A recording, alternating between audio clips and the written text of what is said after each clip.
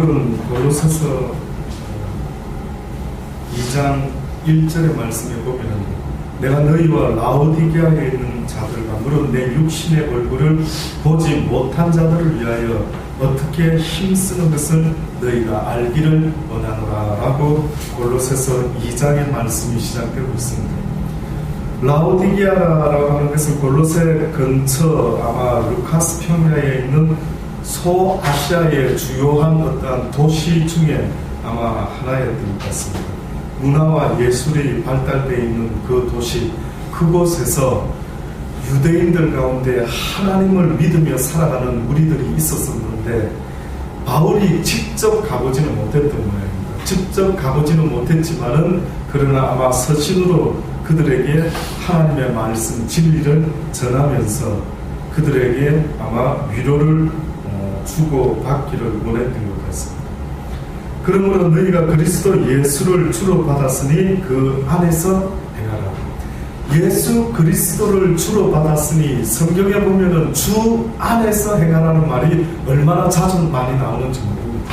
도대체 주 안에서 행하라. 또 바울은 뭐라고 말합니까? 내가 날마다 예수 그리스도 주 안에서 어떻게 한다고요? 죽노라. 이런 이야기들이 성경에 계속해서 나오지 않습니까? 그렇다면 결국은 내가 그리스도 안에서 행한다는 것은요, 바울이 말한 것처럼 나의 생각을 접고 하나님의 말씀대로 순종하며 살아가는 그 사람의 모습이 바울 같은 경우에는 나는 날마다 그리스도 안에서 죽노라 라고 그렇게 말하는 것입니다.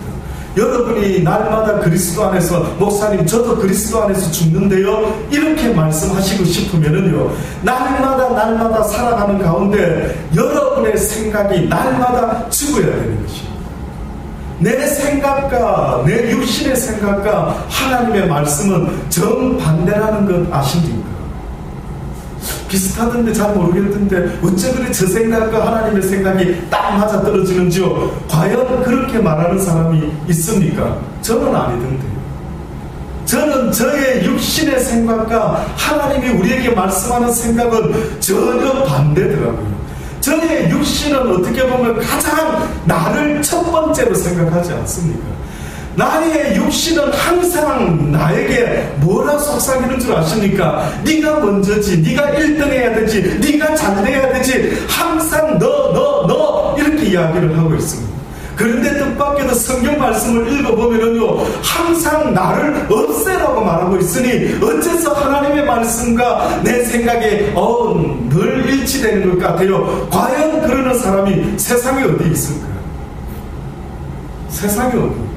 바울도 그렇게 되지 않은 겁니다. 그래서 바울은 날마다 뭐라고 표현했느냐면 내가 그리스도 안에서 죽노라 라고 말한 것은 날마다 내 육신의 생각이 나를 사로잡아 오는 것을 내가 보는 듯다. 와, 바울은 봤어요. 여러분은 보십니까? 여러분은 육신의 법이 내 의지와는 상관없이 자 이호모여 하나님을 알았으니 욕심내지 말자 라고 해서 욕심내지 아니하고 하나님의 말씀대로 100% 혼연일체가 되어서 전혀 갈등도 없이 그 말씀대로만 순종하며 살아갈 수 있다면 얼마나 좋을까요? 얼마나 좋을까요?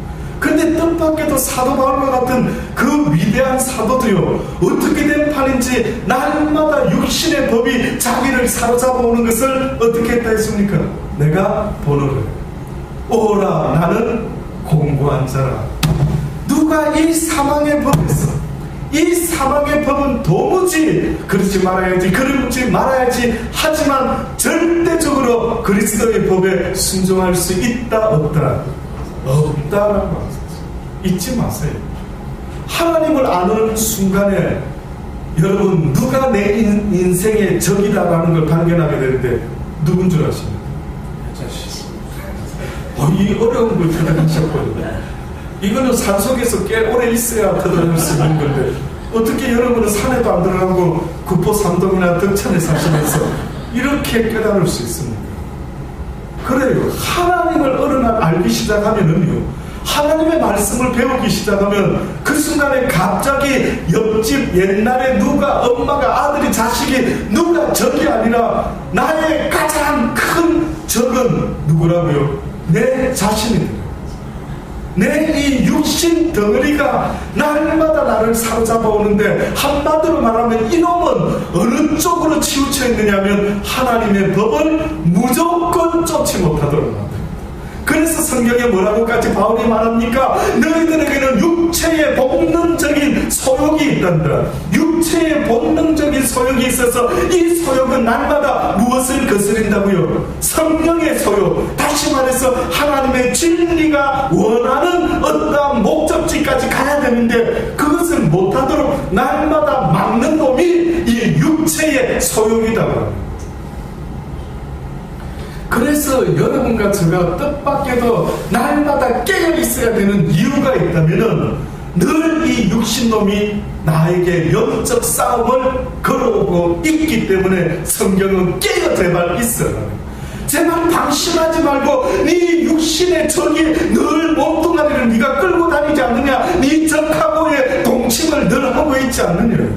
그러니 네 육신은 네가 잠시만 방심하면 쑥 네 생각이 올라와가지고 나를 위해서 한다면 무슨 짓이든 하려고 하는 거예요.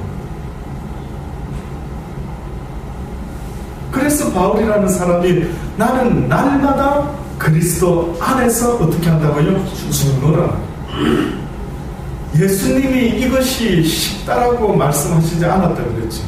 예수님도 가장 힘들게 기도를 했던 일이 있었는데, 그 기도가 언제였습니까? 겟세마네 동산에서 하나님의 아들인 예수님이 기도를 하시는데, 뜻밖의 그 기도 내용이 뭘 저렇게 땀방울이 핏방울이 되도록 저렇게 열심히 기도를 하시나 라고 들어보았더니만, 뜻밖에도 무슨 기도였습니까?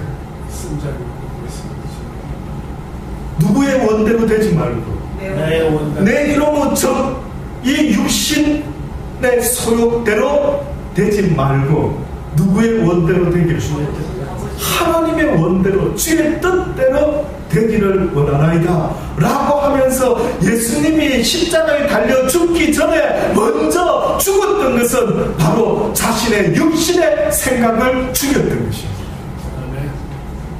그래서 예수님이 십자가에 죽었을 때에 바울이라는 사람은 뭐라고 사도는 이야기했느냐면, 예수님이 십자가에 못 박혀 죽으실 때 나도 함께 육체가 십자가에 못 박혀 죽었노라 라고 그렇게. 아멘. 안 죽었잖아요.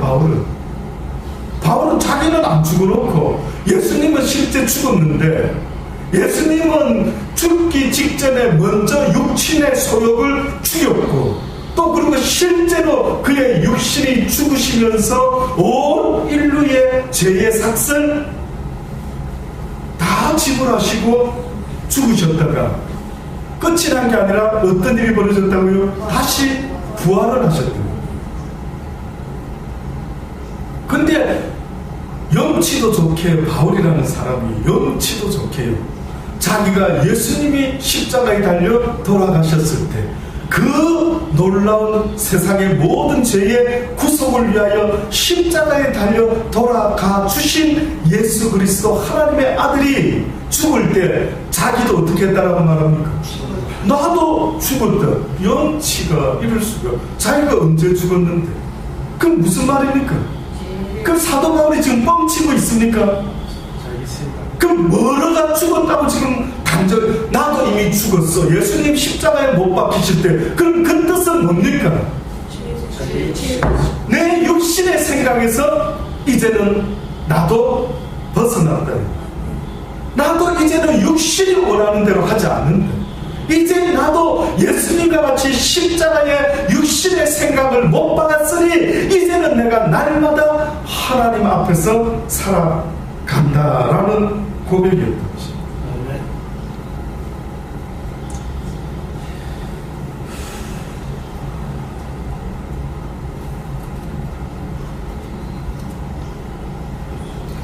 로마서 6장 6절에 보면 바울이 그러한 의미에서의 말씀이 있습니다. 로마서 6장 6절에 보면 우리가 알거니와 우리 옛사람이 예수와 함께 십자가에 못 박힌 것은 죄의 몸이 어떻게 해요? 멸하여 다시는 우리가 죄에게 종노릇 하지 아니하려 함이니 이는 죽은 자가 누가 죽었지요? 예수님께서 우리를 위하여 죽으신 그 예수님께서 죽은 것은 죄에서 벗어나 어렵다하심을 얻게 하기 위함이라는 것. 만일 우리가 그리스도와 함께 죽었으면 또한 그와 함께 살 줄을 믿는 거예요. 그러니까 먼저 내가 그리스도와 함께 죽음이 없이는 나에게 부활의 생명이 있다 없다라고 단서를 붙이고 있는 거예요. 많은 사람들이 부활을 생각하고 꿈꾸고 야 내가 죽으면 이제 하나님의 나라에서 영원한 부활의 생명으로 다시 거듭나겠지, 다시 영생을 얻게 되겠지, 꿈깨라는 겁니다. 그것을 얻기를 원한다면 무엇부터 있어져야 된다고요? 네가 먼저 죽어야 되는데 안 죽은 자에게는 부활이 있다 없다라고요. 이 지금 영적인 논리가 네가 죽어야 살아나고 하나님의 미랄이 땅에 떨어져 변화되고 죽지 아니하면 하나님 그대로 있지만 네가 죽으면은 변화되어서 많은 열매를 맺게 될 것이다 라고 그렇게 말을 했던 겁니다. 죽어가는 것입니다. 네 육신의 생각, 너를 위하는 생각, 비록 원수 같은 어떤 인간이 나를 갖다가 창으로 찔러 죽이고 있다라고 할지라도 하나님은 뭐라고 말씀하느냐? 오히려 그를 보면서 무엇을 마음에 품으라는 거예요. 긍휼의 마음을 품으래요. 그래서 뭐라고 기도하게 하십니까? 아버지, 저가 하는 일을 저가 알지 못하고 합니다. 왜 상대하는데? 왜 소경을 상대하는데? 왜 알지 못하는 그 소경을 뭐 때문에 여러분이 눈 떴다라고 하면 상대하면 안 됐습니다. 상대하는 그 사람이 웃긴 겁니다. 언젠가 말씀드리지 않습니까? 길을 가는데 왜 소경이요? 지팡이를 두들겨 가면서 이렇게 길을 오고 있습니다. 여러분은 소경이 아니에요. 근데 좁은 길에서 소경이 더듬더듬하고 오면은 여러분 어떻게 할 것 같으냐? 1번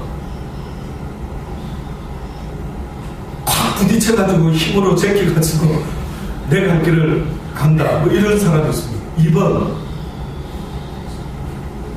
소경이구나. 그러면 눈 멀지 않은 내가 어떻게 합니까? 피하죠. 또 다른 거 있습니까? 피하지 않고 또 다른 어떤 것들이 있을 수 있을까요? 없는 겁니다. 하나님은 세상에는 영적인 소경이 있다. 하나님을 알지 못해서 사단에게 종노릇하면서 살아가는 영적 소경이 있다라고 지금 말을 하는 겁니다. 그래서 그 사람들은 싸납기가 거지없고 그저 막 눈에 안 보이니까 막 자기가 지금 위험에 처할 줄 어떨 줄 알지 못하고 막 그냥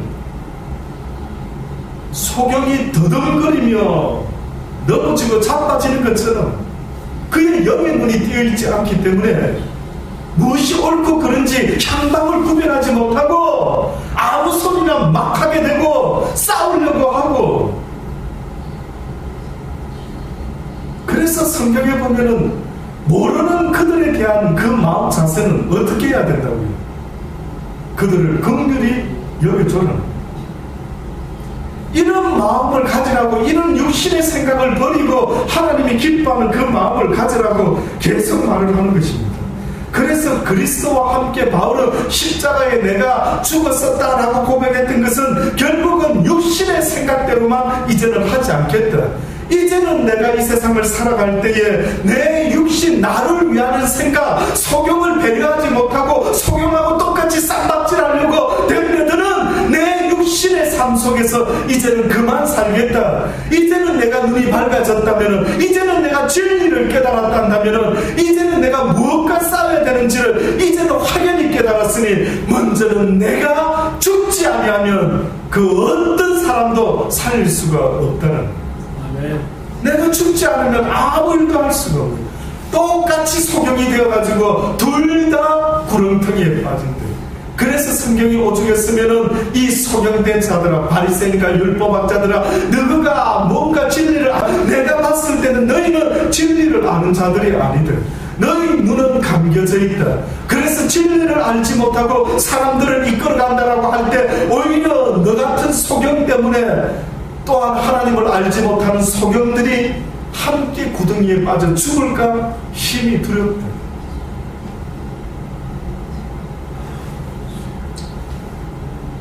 나하고의 싸움입니다. 누군가와의 싸움이 아닐 것입니다.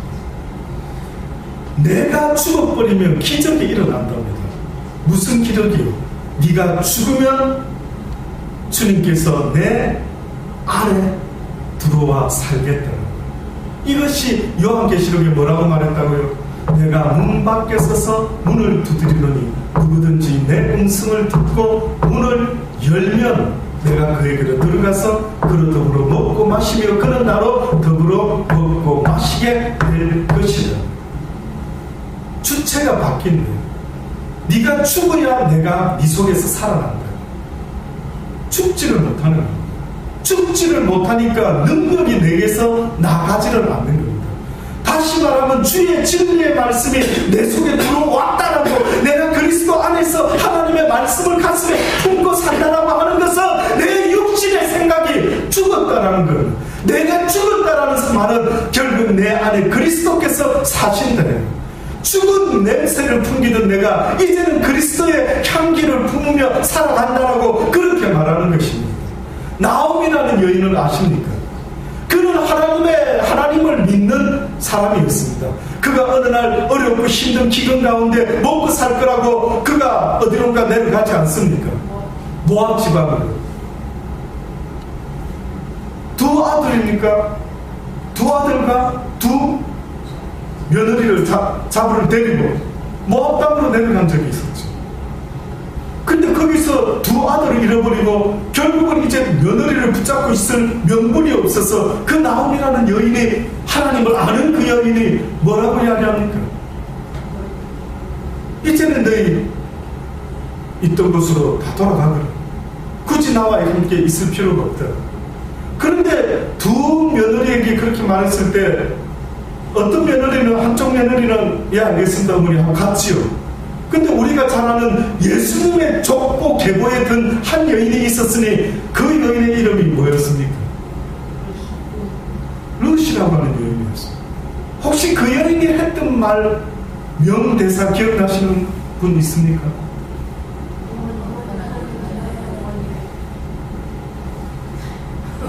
반만 그것까지는 저 어머님의 하나님이 나의 하나님이 이까지는 아시니까 그 뒤가 조금 마무리가 안 되시는 거예요. 뭐 뒤에 뭐 있는 것 같지 않습니까? 또 뭐 어머님의 백성이 나의 백성이 될 것이다. 도대체 믿음도 없는 여인이 그 시집을 와가지고 잠시 살다가 바뀌어버렸어요. 그래서 많은 사람들이 지금 요 부분 어머님의 하나님이 여기까지, 그래서 보통도 그런답니다. 아들 둔 엄마들이 하는 말이, 야 나도 저런 나오미 같은 며느리 좀 얻어봤으면 좋겠다 라고 하는데, 그 나오미 같은 며느리 얻기 전에, 그 룻가 같은 며느리 얻기 전에 나오미 같은 시어머니가 돼요.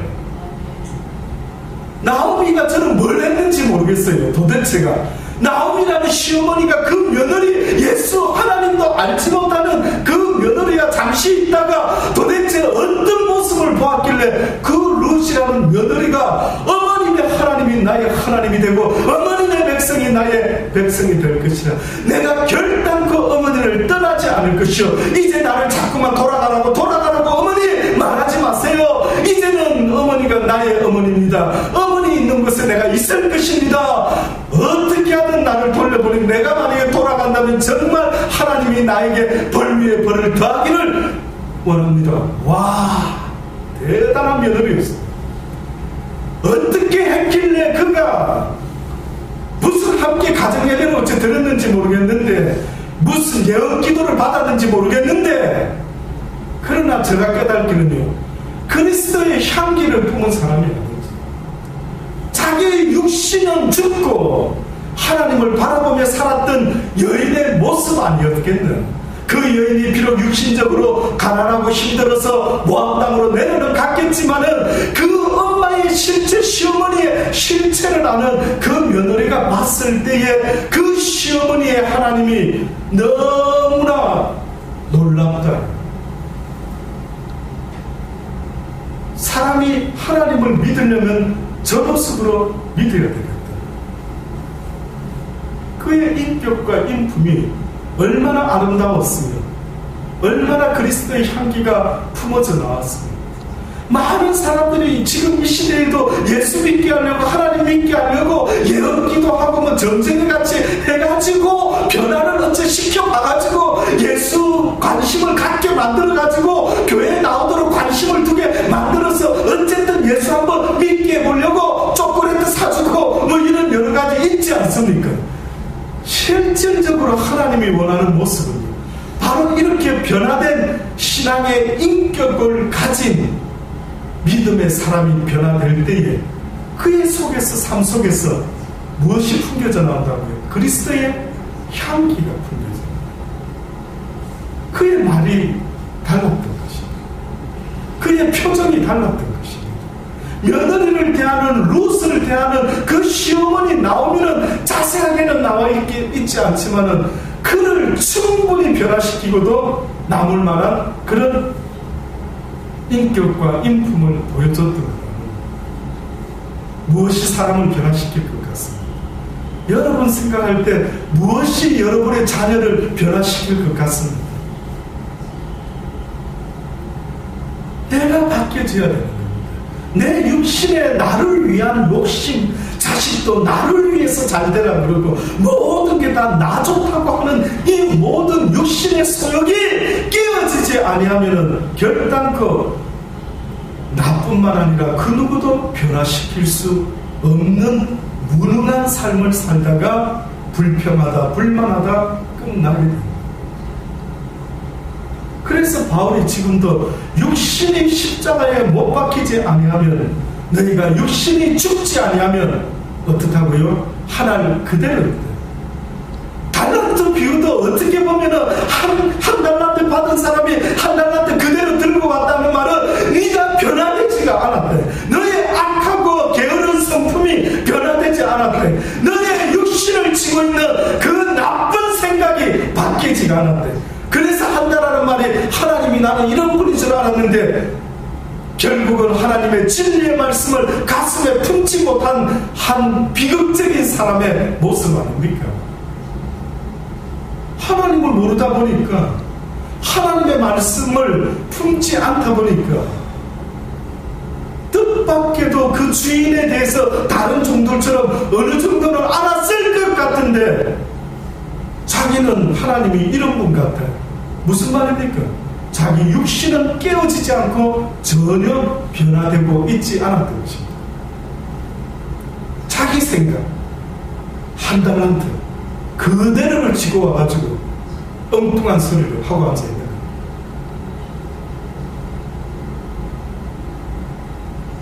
죽어야만이 그 영원한 하나님의 나라에 부활한답니다. 여러분의 육신이 이런 과정을 통해서 기어코 내가 죽어야 되는구나, 그렇구나, 오늘 이 밤에 내가 이제는 죽어야 되는 것을 가슴에 품고 아직도 변화되지 못한 내 말투, 변화되지 못한 내 표정, 변화되지 못한 내 행동 죽여야 되는데 오늘도 저놈을 죽여야지. 어떤 놈이 아직도 살아있지? 어떤 놈이 아직도 하나님의 뜻을 거스리고 앉아있지? 이놈은 발인가? 발을 잘라버리는 한에 있어. 이놈은 손인가? 손을 잘라버리는 한에 있어도, 이놈은 눈인가? 이 눈을 파내는 한에 있어도 아버지가 뭐랍니까? 지옥에 던지지 않는 것이 낫지 않겠느냐. 여러분 지금은 이렇게 편하게 혹시 들으실 줄 모르지만 지금 이 이야기는 굉장히 심각한 이야기입니다. 나에게 시간이 얼마 주어져 있는지를 모르기 때문에, 미래를 모르기 때문에 이 이야기는 내 신앙생활에 너무너무 중요한 이야기인 것입니다. 오늘 밤에라도 주님이 나를 부르시면은 내가 그걸 해보지도 못하고 한 달란트 그대로 가지고 오는 자와 똑같을 수도 있다. 깨어 있으시기를 바랍니다. 육한테 지지 마시기 바랍니다. 어느 날 예수님이 겟세마네 동산에 가시기 전에 변화산에 가서 기도를 하신 때가 있었죠. 그때 혼자 가시지 않고 아십니까? 누구를 데리고 갑니다. 베드로, 요한, 야고보를 데리고 가서 변화산에서 기도를 하는데 겟세마네 동산에 기도를 하는데 뭐라고 이야기를 합니까? 내가 심히 근심되어서 참 편하지 않다. 나를 위해서 어떻게 해달라고요? 깨어서 기도해달라고. 여러분이 만약에 주님한테 그런 부탁 받으시면 기도할까요? 잠버릴까요? 근데 잠이 오네요, 직접. 오늘따라 왜 이렇게 하지? 해필이면 주님 기도하러 가자 했을 때에 바로 전에 그냥 또 밥을 잔뜩 그냥 식충이같이 먹어가지고 배도 잔뜩 부르고 막 오늘 하루 막 피곤이 막 몰려오는 겁니다. 근데 해필이면 그 타이밍에 주님이 에이야 내가 심히 근심해서 참 괴로운데 나를 위해서 기도 좀 해줘. 주님이 누구 보고 기도해달라는 적이 언제 있었는데 근데 그렇게 기도해달라고 부탁을 한 겁니다. 여러분이 그 기도 부탁을 받았다면 여러분의 마음은 어때요? 결코 나는 졸지 아니하리라. 그런 비장한 마음으로 결심을 했지만 주님이 기도하러 가시자마자 어쨌습니까? 여러분 생각이 여러분이 예수님 입장이면 걔네들 좀 미울까요? 아니면은 뭐 애잔하게 볼 수 있을까요? 저 같으면 좀 미울 것 같습니다. 좀 야속하고 밉고 저것을 내가 제자라고 데리고 다니다니 하고 좀 뭔가 좀 그랬을 것 같아요. 근데 여러분 한번 생각해 보세요. 만약에 하나님이 지금 여러분에게 따라 오늘 이 시간에 지금 이 순간에 나와 함께 깨어서 기도 좀 해줄래? 내가 심히 안타깝답니다. 이 땅에 수많은 영혼들이 지금도 나를 알지 못하고 나에게 나와 부르짖지 못하고 나에게 나와 진리의 말씀을 배우지 못하는 저 수많은 불쌍한 영혼들을 위해서 네가 좀 깨어서 나와 함께 기도해 줄 수 있겠느냐라고 만약에 이 밤에 부름을 받았다고 한다면 과연 여러분의 마음 자세는 어떻겠느냐요? 결단코 이 시간이 오늘 하루 어떤 일보다도 중요해야 되는 겁니다. 늘 육신은 나로 하여금 착각을 일으키는데 육신이 연약함으로 깨어있지 못한 그들을 안타까운 마음으로 주님은 보셨던 겁니다. 안타깝도다. 네 피곤한 육신이 안타깝도다. 도대체 무슨 뜻입니까? 무슨 뜻입니까? 나 체질적으로 예수님 몸이 좀 약한 것 같아. 무슨 뜻인데요? 네가 마음은 원이지만 네 육신이 심히 연약하다라고 이야기할 겁니다. 무슨 뜻이 그 속에 있겠습니까?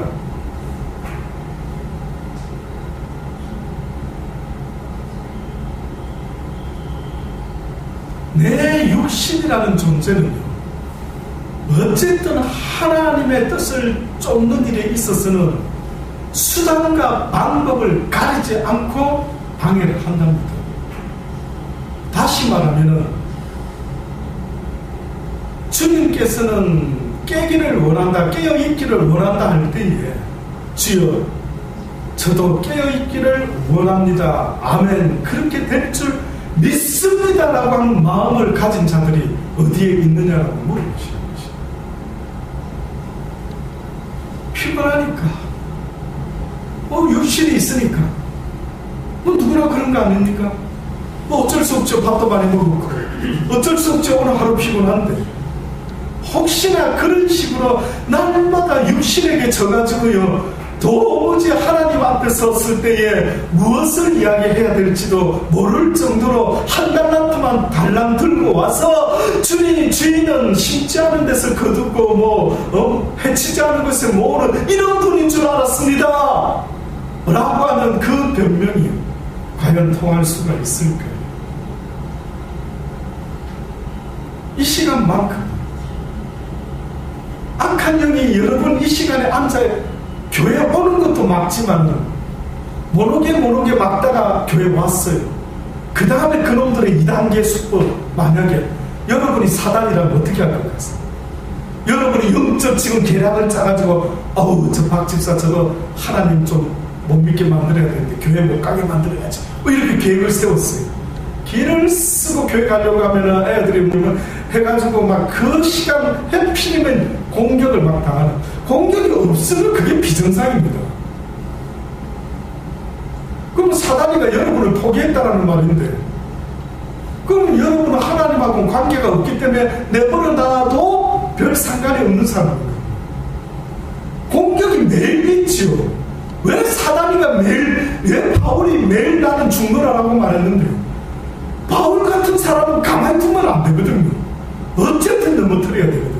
그러니까 사도 바울에게 사단은 날마다 죽이려고 쫓아오니까 바울은 날마다 공고한 자라, 이 사망의 법에서 누가 나를 해방시켜 줄 수 있을까요? 오직 예수 그리스도를 믿는 그 믿음의 마음을 가지고 날마다 육신을 쳐서 복종시키는 일을 바울도 한 겁니다. 근데 목사님, 저는 그런 일이 별로 없는 것 같아요. 없을 수가 없습니다. 없을 수가 없습니다. 저도 어느 때는 설교를 준비하려고 좀 거룩한 부담감을 가지고 온종일 묵상을 해보려고 하면, 특히 예배가 있는 저녁 같은 때, 주일 같은 때는, 그전 토요일 같은 때는 왜 그렇게 더 힘든지 모릅니다.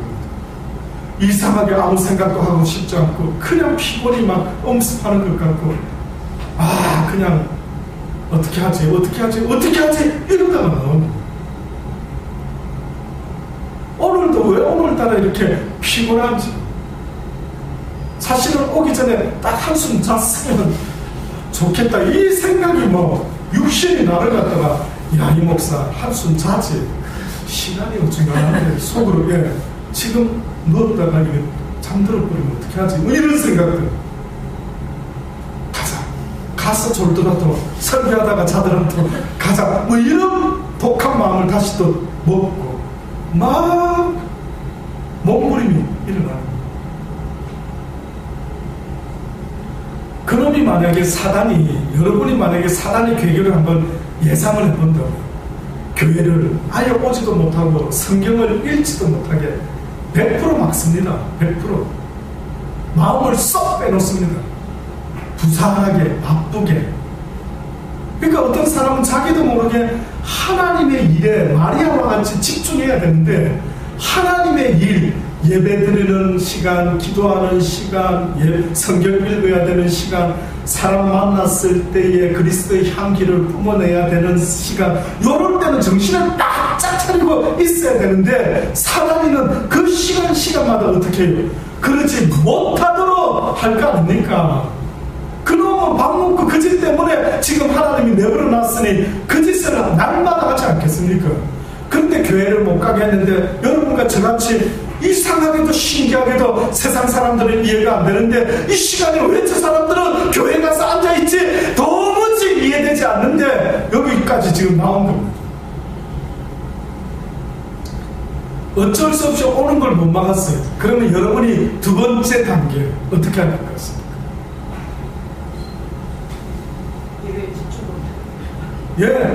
딱 앉아있어 보십시오. 딱 미리 준비되지 않고 미리 기도로 쌓아놓지 않으면요, 그냥 막 허겁지겁 하다가 교회 딱 오게 될 때에는, 급하게 오게 될 때에는 머릿속에서요, 말씀은 듣고 있는 것 같은데 내가 생각도 못한 생각입니다. 예를 들어 막 급히 오신 분들, 어머 내가 가스불 껐는가, 이런 생각이 쑥 들어오고, 어머나 가만히서 물은 잠궜나, 어머 가만히서 내가 뭐 해라고 시키고 왔었어야 돼, 이런 저런 생각들이요, 몸은 여기 앉아있는데 신기합니다. 한번 느껴보십시오. 제가 전도사 초 때 그걸 배우지 않았겠습니까? 전도사 생활 처음 시작할 때에 하나님께서 아마 저를 주의 길로 가게 하시려고 그랬는지 이상하게 기름 부음이 많으셔가지고 영의 세상을 하나하나 막 알게 해주시는데, 어느 날 꿈을 꾸는데 제가 설교를 해야 되는 일이 많았습니다. 전도사로 가가지고. 왜? 목사님이 아버님 같은 목사님이셨는데 이상하게 몸이 아프셨어요. 그래서 그분은 주일날 한 번밖에 설교를 못하고 수요일이고 새벽기도고 금요일이고 설교를 못 하시니 저와 다른 여자 전도사님과 또 나이 조금 많은 교육자 되시는 분 이렇게 막 세 사람이서 맡아서 설교를 했던 적이 있습니다. 그래서 처음 저는 찬양 전도사로 갔는데 설교까지 하게 되니 얼마나 신경을 썼겠습니까? 막 원고를 막 찾고 막 어디서 좋은 자료 막 군에서 봤던 생명의 양식책까지 뒤져가면서 거기서 좋았던 어떤 군목이 있었던 글 중에 막 또 뽑아가지고 막 설교를 만들어서 섰죠. 근데 그런 와중 속에서 어느 날 하나님이 꿈을 한번 보여주시는 거예요. 꿈에서 제가 단에 나와서 설교를 하는 거예요. 근데 성도들이 이렇게 지금과 같이 여러분과 같이 앉아있어요. 근데 혼자 앉아있는 사람, 좀 자리를 띄워서 앉아있는 사람, 좀 딱 붙어서 앉아있는 사람, 뭐 이런 분들이 있는데 딱 붙어서 앉아있는 그 사이에는 악한 영들이 간섭을 못하고 있는데 옆쪽이 비어있다든지 사람이 하나 정도 앉을 자리가 된 그 공간에는요 희한한 걸 하나님이 겨누신 계세요. 그러니까 이 사람같이 악하게 생긴 놈들이 영들인데 그 사람들 옆에 좌우로 막 앉아가지고 사람의 귀에다 대고는요 뭐라고 무슨 소리를 짓거리고 있는지 하고 있는 거예요. 와, 그처럼 이게 무슨 장면이지? 이게 무슨 뜻이지? 이렇게 보고 있었던 거예요. 근데 보니까 사람들이 교회는 다 와서 앉았어요. 이렇게 앉아있는데요. 머릿속에 희한한 왜 하필이면 교회 와서 내가 지금 이 생각하지? 딴 날 생각해도 충분히 되는 생각이 그동안 잊고 있었던 생각까지 총출동해가지고 교회에 와가지고는 여기는 도무지 지금 이 상황에서 내가 이 생각을 왜 하지 싶을 정도로 자기가 그 생각을 하는 줄 알고 앉아있더라고요. 근데 옆에서 이 악한 년들이 막 쑥삭이고 있는데 설교 말씀을 듣지 못하고 그냥 머릿속에 막 1시간 내내 희한한 생각만 돌다가 가는 겁니다. 두 번째 공격이 끝나고 났는데 만약에 그래도 어떤 사람은 그 생각에 사로잡히지 않으려고 어떻게 하겠습니까? 허벅지를 꼬집어 가며 내가 이러면 안 되지, 이러면 안 되지, 주여 도와주시옵소서 뭐 이러는 간절한 아주 고시생의 마음에 같이 주를 바라보는데 막 더 집중하면서 애쓰는 분 있지 않습니까? 자, 이렇게도 방해를 해보고 저렇게 하다가 또 하는 방해가 있더라고요. 놀랍죠? 악한 영이 또 하는 짓이 있습니다. 뭔지 아십니까? 여러분 같으면 뭘 할 것 같습니까? 요렇게도 요렇게 먹히는 사람은 딱 얘는 요게 먹히는구나 하고 딱 됐죠. 근데 얘는 봐라 이게 안 먹히는데 이러면은 그 다음 어떻게 할 것 같습니까?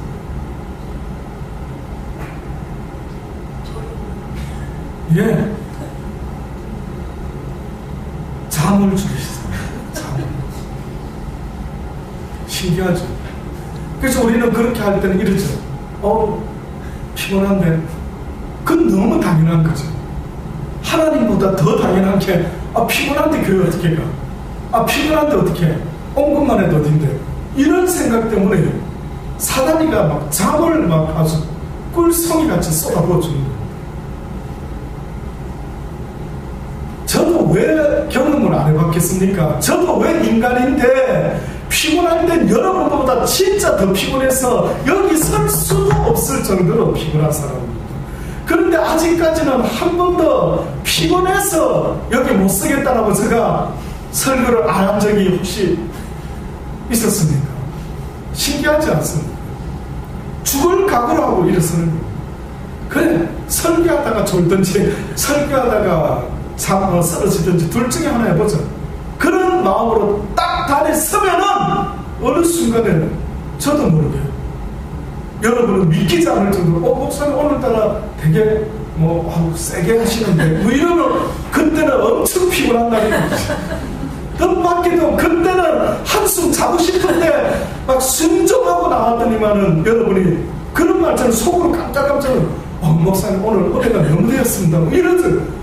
설교 준비를 만만히 준비를 갖추고 막 아주 몇 시간 전부터 깨어서 이때는 은혜가 덜 되는 자고 너무 피곤한데도 그냥 아 모르겠다 주여 가겠습니다 하고 그 참고 나왔을 때는 뜻밖에도 목사님 오늘 은혜가 참 컸습니다. 이럴 때 저는 속으로 이상하다. 이거는 이상하다. 역시 내가 죽어야 되는 겁니다. 역시 내가 죽어야 됩니다. 그러니 사랑하는 성도 여러분, 우리가 영적 싸움을 싸운다라고 할 때에 이 바울의 고백과 같이 이 진리를 통해서 내가 그리스도 안에서 죽는 일이 벌어지지 않으면 안 된다라고 지금 말을 하는 겁니다. 사단은 나를 지금 넘어뜨리려고 온갖 합당한 말로 나를 넘어뜨렸죠. 아주 초보들은 대충 넘어뜨리지만 신앙생활 좀 한 사람들은 주로 뭘로 넘어뜨리는 줄 아십니까? 그런 걱정, 근심, 마르다의 역으로 때로는 피곤한 것으로 그렇게 쓰러뜨리고 넘어뜨리는 것입니다. 이 시간이 내 인생의 마지막 예배를 한다면, 이 시간이 내 인생에 있어서 마지막 기도 시간이라 한다면 예수님이 나보고 아들아 기도 좀 하자 했는데 과연 그렇게 좋을 수 있을까 싶을 정도로 싸워야 되는 겁니다. 여러분이 한번 쳐주면 그놈은 이야 이 사람은 이게 먹히는구나 계속 신기하게도 어떤 사람은 교회만 오면 편안해진답니다. 피곤이 싹 오면서 편안하게 몸이 릴렉스해요. 어떻게 그런 말을 할 수가 있겠습니까? 그 안에서 행해라 라고 바울이 말하면서 그 그리스도 안에서 행하는 게 뭔지를 설명하지요. 7절의 말씀에 보면 그 안에 뿌리를 박으며 세움을 입어 교훈을 받은 대로 어떻게 해요? 믿음에 굳게 서서 감사함을 넘치게 해라. 말씀을 들은 그대로 어떻게 해요? 믿음에 굳게 서라. 네가 말씀을 들었으면 이제는 그 말씀이 네 속에서 믿음이 되어 굳게 서라는 겁니다. 그것을 행하는 자가 되라는 이 말이죠. 누가 철학과 헛된 속임수로 너희를 놀아갈까 주의하라. 이것이 사람의 유전과 세상의 초동학문. 이 표현은요 한마디로 사단으로부터 온 모든 악한 생각들에서 너희가 벗어나야 된다. 사단이가 어떻게 다가오느냐 하면 철학으로 다가옵니다. 사단이가 어떻게 다가오냐면 속임수로 다가옵니다. 사단이 어떻게 다가오나 봤다면 노략질을 하려고 다가옵니다. 또 사단이가 어떻게 다가오나 봤다니만 사람의 유전을 하나님의 말씀보다 더 앞세워가지고 그리스도를 쫓음이 아니랍니다. 그 안에는 신성의 모든 충만이 육체로 거하시고 너희도 그 안에서 충만하였었으니 그런 모든 정사와 권세의 어떻다고요? 머리다. 여기 지금 정사와 권세의 머리다라고 말했던 이유가 있습니다. 왜 이렇게 지금 바울이 이야기를 했냐면 당시에 이런 세상의 초동 학문 중에 가장 대표적인 학문이 있었으니 그가 영지주의라고 하는 자들이 있었어요. 영지주의. 나중에 뒤에 이야기를 하죠. 뭐라고 이야기합니까 바울이? 13절 18절에 보면 누구든지 일부러 겸손함과 천사 숭배함을 인하여 너희 상을 빼앗지 못하게 하라. 제가 그 본 것을 의지하여 그 육체의 마음을 쫓아 헛되이 과장하고 이렇게 다시 말하면은 권세와 정사를 지금 방금 이야기를 했는데 15절에는 정사와 권세를 벗어버려 밝히 드러내시고 십자가로 승리하셨느니라 라고 했던 것은 예수 그리스도께서 권세와 정사를 가진 천사라 할지라도 그 가지고 있는 권세와 정사보다도 누가 더 높다라고? 예수님이 더 높다라는 것을 이야기합니다. 그리고 그것을 뭘로 예수님이 이겼나 보니까 또 더 큰 권세로 이긴 게 아니라 뭘로 승리하셨다고요? 십자가로. 그 비교도 희한하지. 권세와 정사가 더 대단한 건데 예수님이 이 권세와 정세를 벗어버렸다. 자기 스스로도 내던지고 그리고 그 사람들이 숭배하는 권세와 정사를 가진 이 천사 숭배하는 이런 식의 사고방식 이거를 갖다가 뭘로 깨버렸다고 말하는 거예요. 뭘로? 십자가로 이겨버렸다. 잘 생각해 보셔야 돼요. 그러니 결국은 어머나 천사 숭배 사상, 어머나 꿈꿨어, 어머나 말씀 들었어, 뭐 어째서 보았어, 이런 모든 것들이 어떻게 보면은 그 육체의 마음을 쫓아서 행하는 신앙생활이 있다라고 지금 그 잘못된 걸 지적하고 있는 겁니다. 너희들이 어찌하여 너희의 신앙이 보는 것으로, 듣는 것으로, 꿈을 꾸는 것으로 네 믿음이 어찌하여 그렇게 올라와 있는가? 안 된다. 오직 깨 부숴야 된다. 오직 예수 그리스도의 십자가로 깨 부숴야 된다. 오직 무엇이 나타나야만 된다라고 말씀하느냐면 오직 예수 그리스도 안에 있는 진리의 말씀만이 우뚝 정사와 권세로 나타나야 된다. 진리가 나타나란 말이에요. 진리가, 네가 진리를 가지면 모든 정사와 권세보다도 더 큰 파워를 가진다. 네. 와, 대단하죠. 네가 네 안에 내 말이 거하고 네가 내 안에 거하기만 하면 무엇이든지 넘치 못함이 없다. 권세와 능력을 가지게 된다. 그 어떤 천사가 힘이 있고 뭐 누가 대단하고 뭐 사단한테 나는 꼼짝도 뭐 그게 아니라 내 진리가 너에게 머물 수만 있다면 너는 권세자가 된다.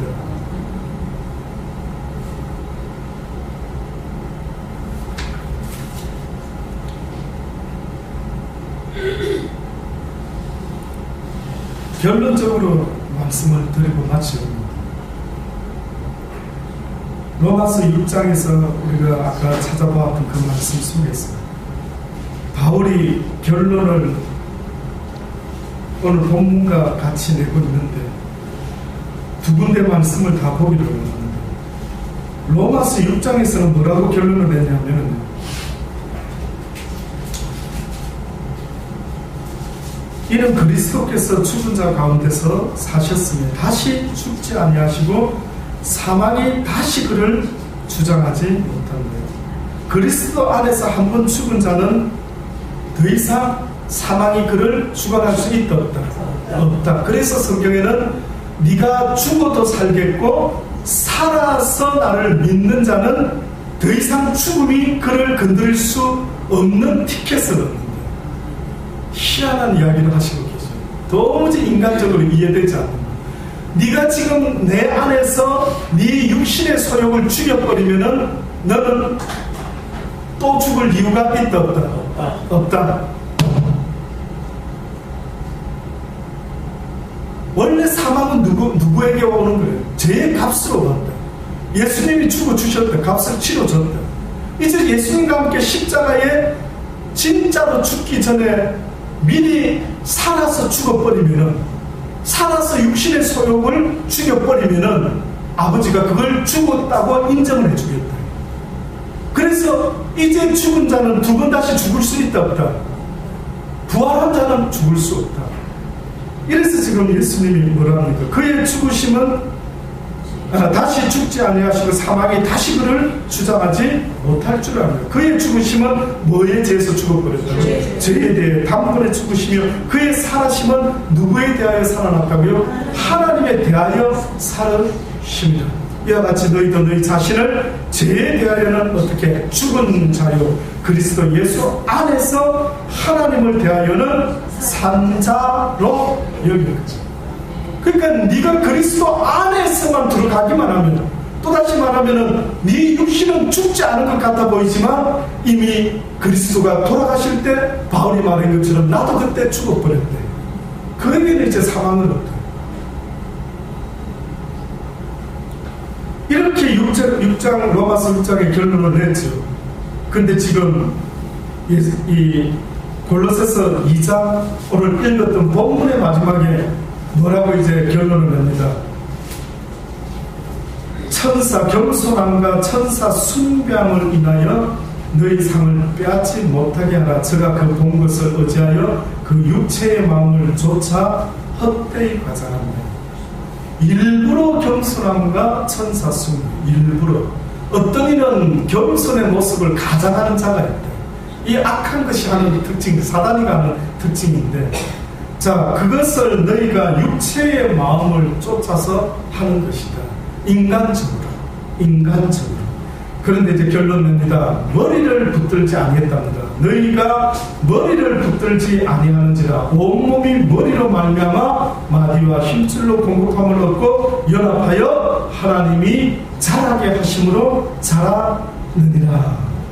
그러면 결국 그들이 어디에 꼭 붙어 있어야만 되는데, 어떤 진리에 꼭 붙잡혀 있어야 되는데, 그 진리가 뭐라고요? 예수 그리스도라고 하는 그분이 지금 우리에게도 계속 가르쳐주고 있는 이 성경의 진리의 말씀에 붙어있지 않으면 안 된다.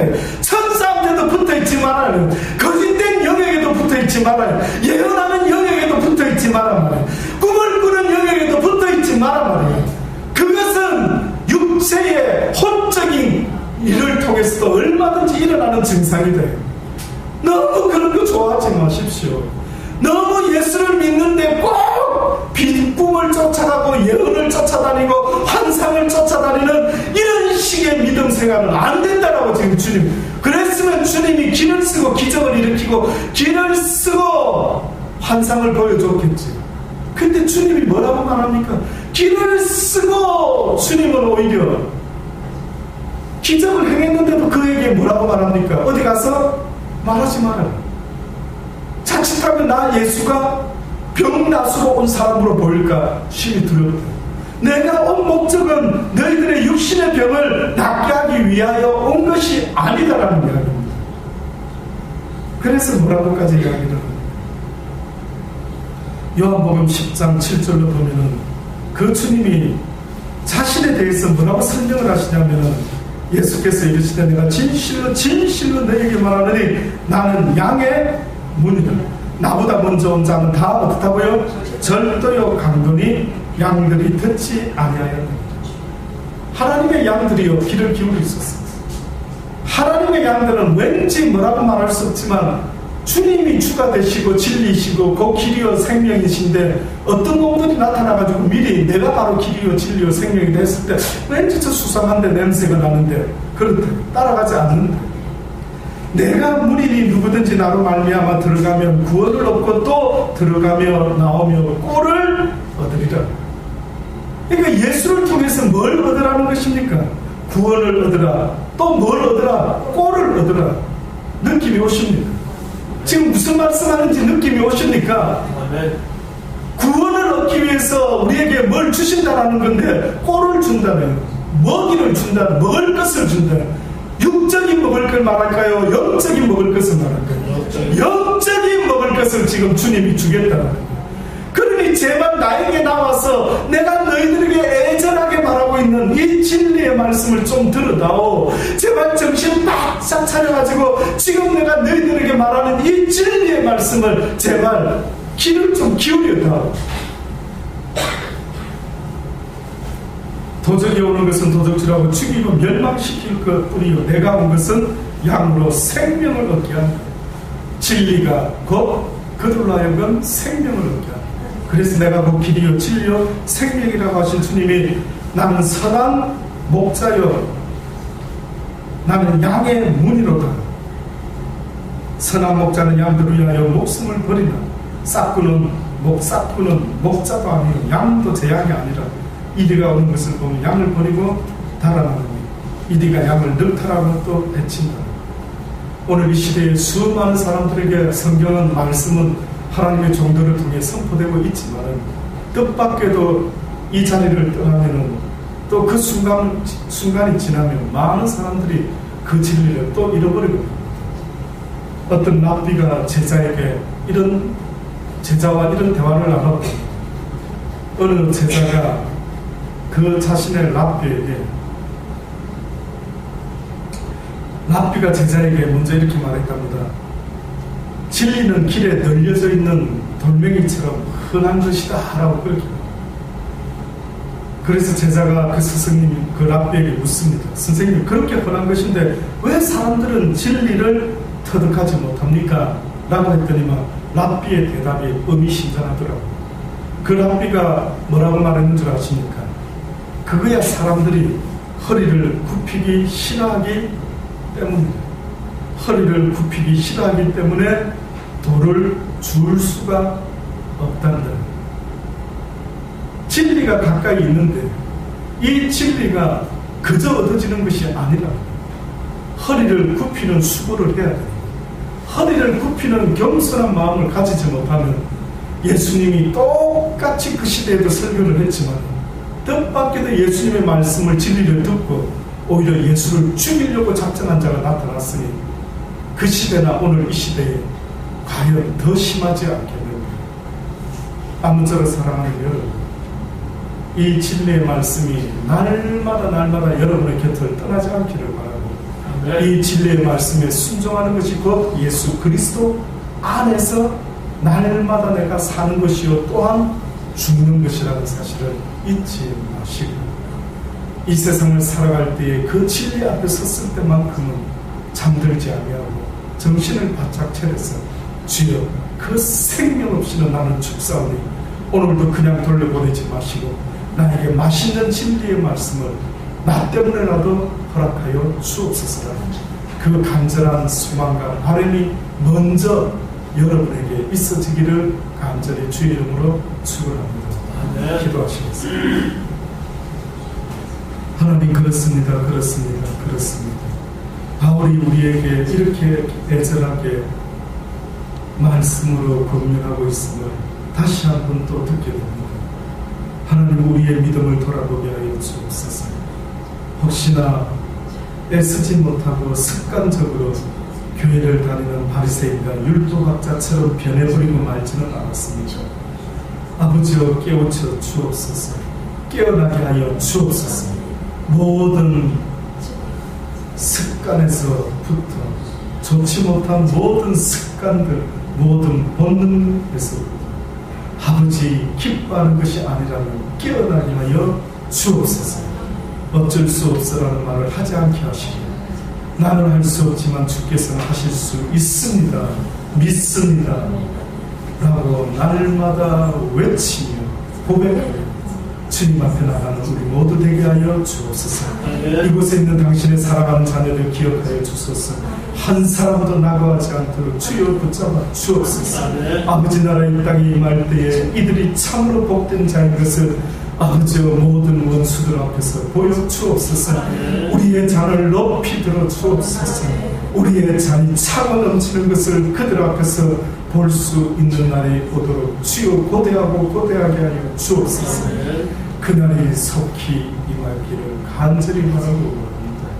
아멘. 주 예수여 어서 오시옵소서라고 하는 믿음의 고백이, 요한의 고백이 또한 우리의 고백이 되게 하여 주옵소서. 감사합니다. 예수님의 이름으로 기도드리옵나이다. 아멘.